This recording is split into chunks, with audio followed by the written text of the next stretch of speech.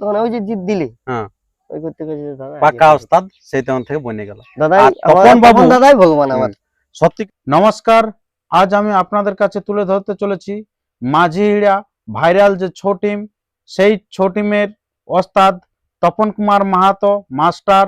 তো সেই ছো দলের ঢলিদার দেবেন বাদ্যকর, ভাইরাল যে ঢলিদার। তো সেই ঢলিদারের আজকে আমি তুলে ধরবো তার জীবন কাহিনী, কিভাবে এত সুন্দরভাবে ঢোল বাজাতে পারে এবং কিভাবে নেচে নেচে বাজাতে পারে, তার সমস্ত বিবরণ আমরা তুলে ধরছি এই ভিডিওর মধ্য দিয়ে। তাছাড়াও যে তপন মাস্টারকে উনি ভগবান বলে দেখছেন, তো তার কারণটিও আমরা জেনে নেব। তো তাই ভিডিওটি কন্টিনিউ ভাবে দেখতে থাকুন।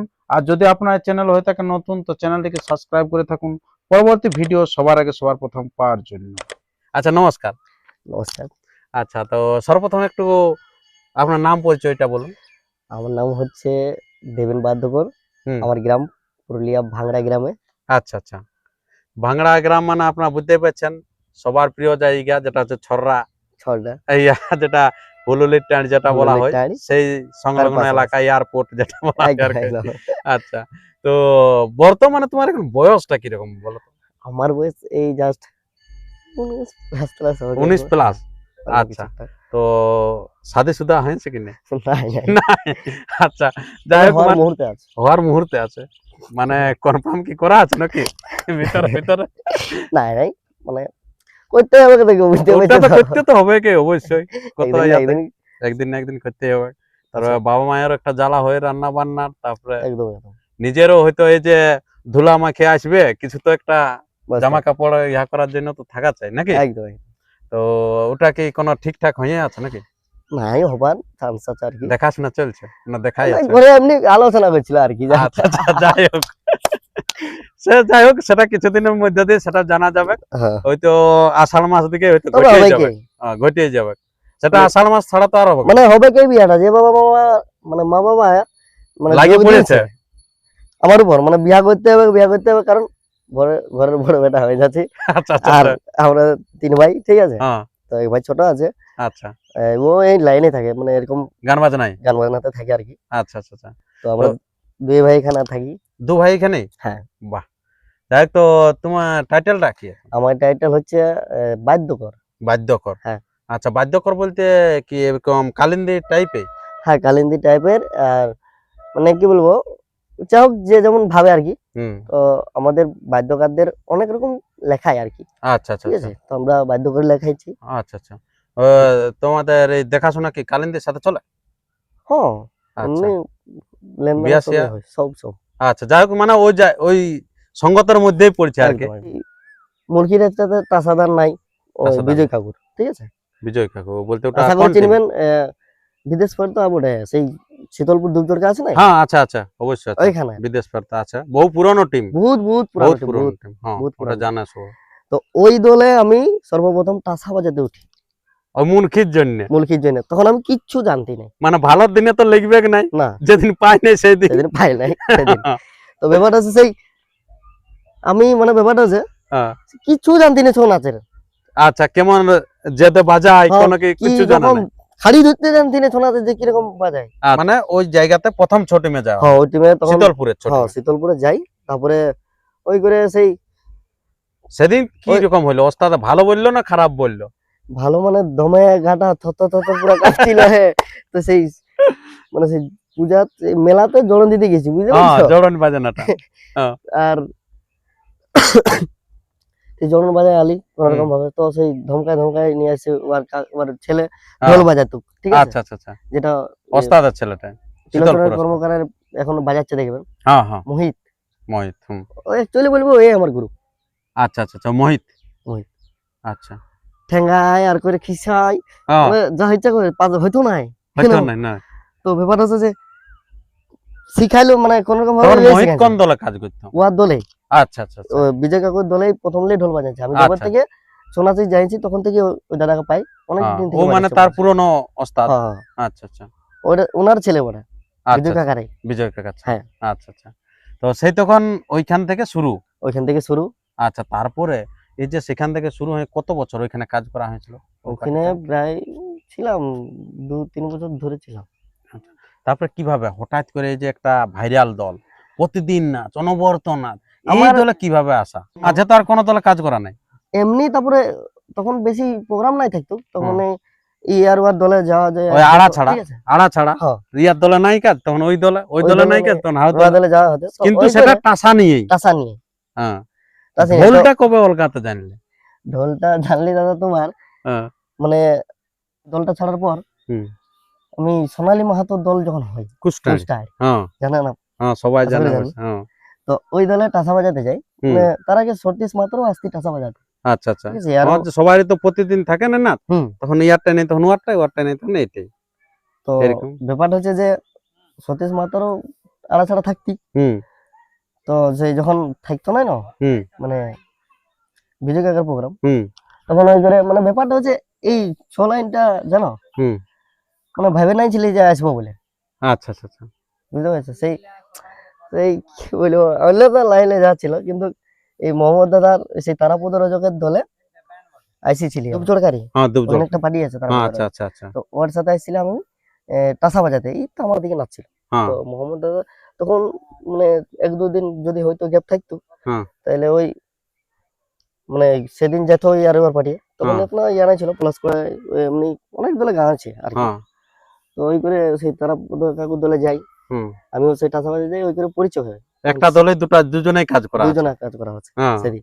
হ্যাঁ, তো সেই ব্যাপারটা যে তো মোহাম্মদ দাদাকে সেদিন আমাকে দারুণই লাগলো, দারুণ মানে কার নাই লাগে, সবারই তো দারুণ লাগে। মোহাম্মদ দারুণই লাগলো, দারুণ কেমন যে এত ঝুমরের ওর টান, সবারই ভালো লাগে, তোমার তো আমার লাগবে। দারুণ লাগে কারণ হ্যাঁ, তারপরে ব্যাপারটা হচ্ছে কেমন হ্যাঁ, সেই গান শুনে নিলে তারপরে সেই একসাথে মুখ হাত ধুইতে সকালবেলা যাচ্ছিলাম, ঠিক হ্যাঁ, আছে? হ্যাঁ, তো ব্যাপারটা যে এরকম গল্প গল্প হয়ে আমি জিজ্ঞাসা করি, হ্যাঁ দাদা বলি তুমি এটাই করো না আরো অন্য কিছু করো? হ্যাঁ, তখন বলছে বলছে তুই কি করি রে, মানে এরকম করে হ্যাঁ। বলছে, অনেক ছোট তো তখন। হ্যাঁ, ছোট, অনেক বয়স কম। আমি বলি এই ছৌ নাচ করি টুকটাক, আর ওই বলি বিহা বাজাই, হুম, এরকম সিং বাজনা তখন বাজাতে আর কি আচ্ছা আচ্ছা আচ্ছা, হ্যাঁ, হ্যাঁ, ওই বলে ওই সিং বাজনা বাজাই। তখন হুম। মোহাম্মদ দাদা একটা সিং বাজনা করেছিল সেই টাইমটাই, হ্যাঁ করেছিল, এখন মানে এখন রানিং আছে, নাই তো না থাকলে ওইটাই যাই। ওইটাই যাত। হ্যাঁ, এখনো মনে হচ্ছে টিমটা আছে, আছে, ঠিক টিম আছে? আছে। টিম আছে, টিম চলছে, আমরা দু লোক হুম, বাইরে গেছি আর গেছি, এত বড় হ্যাঁ। বাজে টাইমে দিতে নাই পারি। টাইমে দিতে পারা যায় না।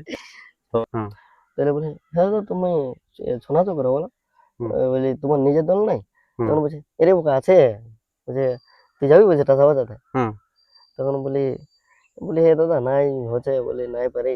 হ্যাঁ, বলছে চলো তাই শিখবে। তখন এই সিজন ছিল নাই, মানে সিজন শেষ হবো হ্যাঁ। তো রিহার্সেল টাইমে আমি একবার নিয়ে আসে আমাকে, ঠিক আছে? তার আগে কোথায়, কতবার- মাঝিড়া? হ্যাঁ তার আগে আচ্ছা কয়েকবার এসেছিলি মনে আছে, আচ্ছা, কয়েকবার এসেছিলি। তারপরে সেই তখন হইতো না আর কি, হয়তো না ততটা সেটিং নেই। ততটা সেটিং নেই, সেই রিহার্সেল করি, ঠিক হ্যাঁ, আছে? হুম। তো রিহার্সেল করতে করতে করতে মানে টাসাই বাজাতি, টাসাই। টাসাই বাজাতি আমি।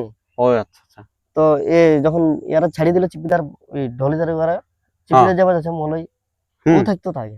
আচ্ছা এখানে। হুম। হ্যাঁ, তো ও থাকতো আর এদিকে ভাগ্য কাকু থাকতো। হ্যাঁ, তো ওরা ছেড়ে মানে ছাড়ার পর হুম, আমি সে টাসা বাজাতে রয়ে গেলি। হুম, তো ব্যাপারটা যে আমাকে তখন মোহাম্মদ দমে ঢোলে সেই ইয়া হয়তো ধনু কাকাকে নিয়ে আসতো, মানে এখানে হ্যাঁ, ভালো ভালো ওস্তাদ খুঁজে বলতো। ভালো ভালো।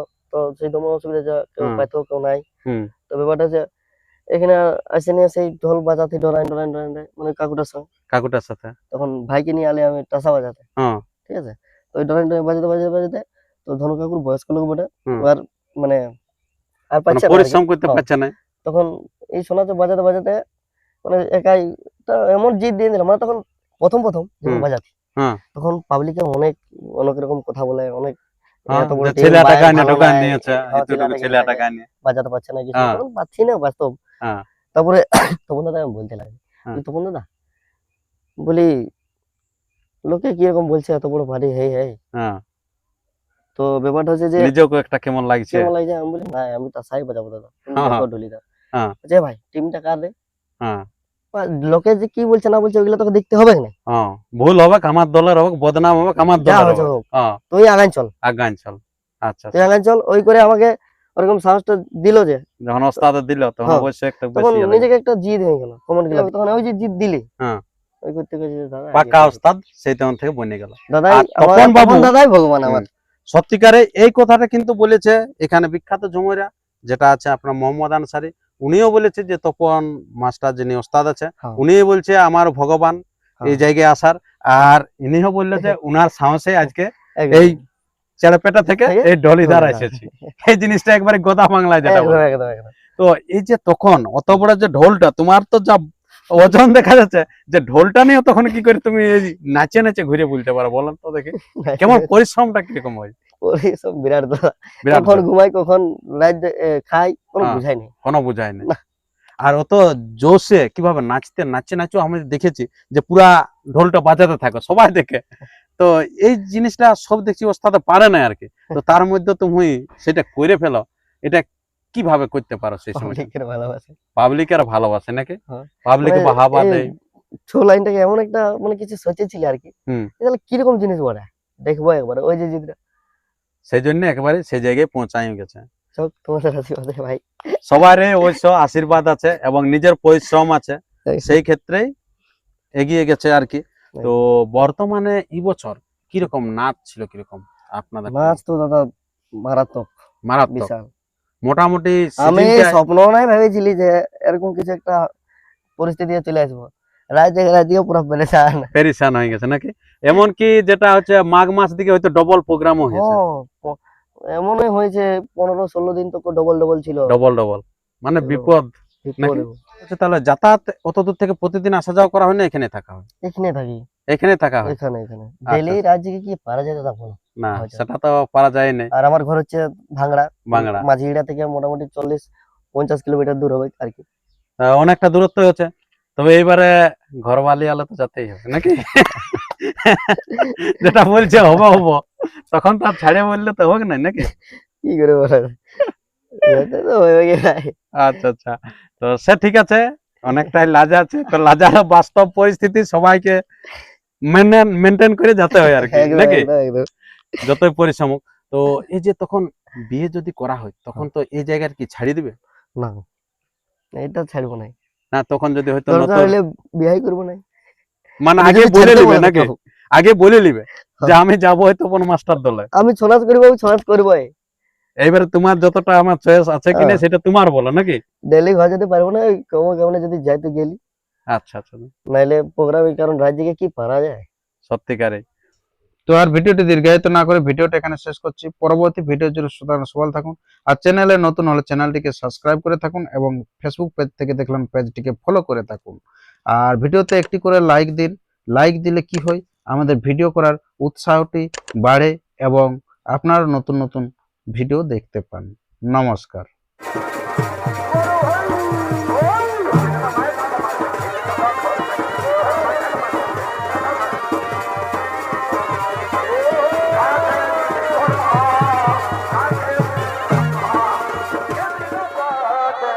Thank you.